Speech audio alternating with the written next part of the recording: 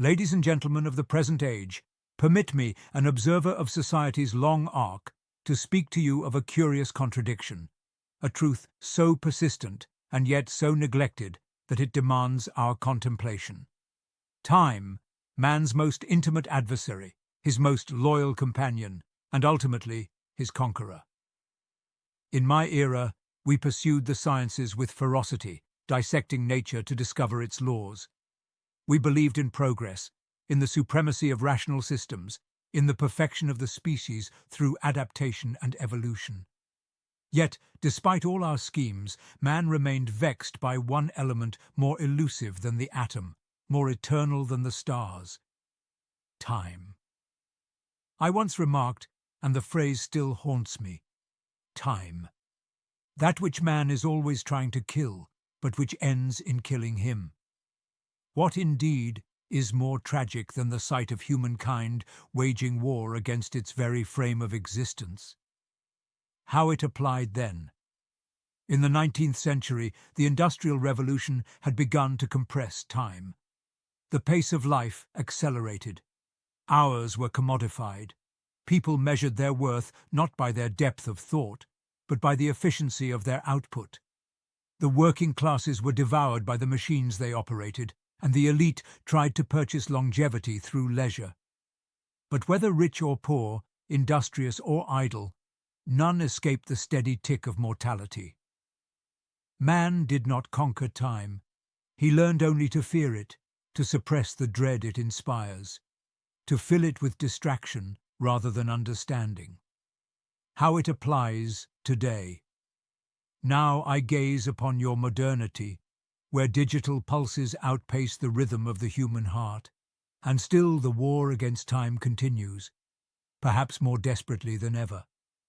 You have watches that track your sleep, apps that schedule your thoughts, and feeds that consume your hours while promising connection.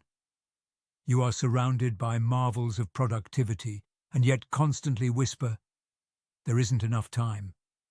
Is it not ironic that even with tools to stretch every second, you find yourselves more enslaved by time than liberated by it?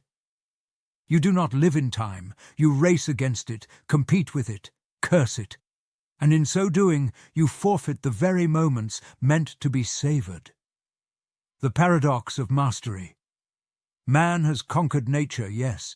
He has bent steel, split the atom, sent rockets into the heavens, but time remains untouched, immutable, undefeated, and still man behaves as if he were immortal, procrastinating his purpose, deferring virtue, postponing truth.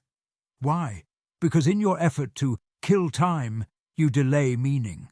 You anesthetize yourselves with endless novelty, avoiding the simple yet terrifying fact: your time is finite. Advice for today. Permit me then to offer counsel, not as a moralist, but as a fellow thinker. Live in rhythm, not in resistance. Accept time as the context for meaning, not the enemy of progress. Do not chase time, redeem it. Fill your hours not with quantity, but with quality. A single hour of purpose outweighs a week of distraction.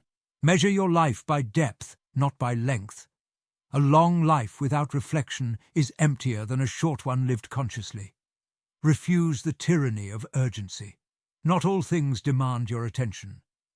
The most important truths speak quietly and wait for those who are still enough to hear them. Remember your mortality, not as doom, but as guidance. Memento mori is not morbid. It is liberating. It teaches you to prioritize, to forgive, to love without delay. My final reflections. Do not seek to kill time. Seek instead to live with it, within it. Let it discipline your desires and awaken your wonder. For time is not merely the context in which life unfolds. It is the very texture of life itself. And when your final hour draws near, may it find you not fearful nor regretful, but thankful. Not for the time you've consumed, but for the meaning you've cultivated. Remember, it is not time that kills. It is our misuse of it that renders it lethal. Use it wisely. Use it humanely. Use it before it uses you.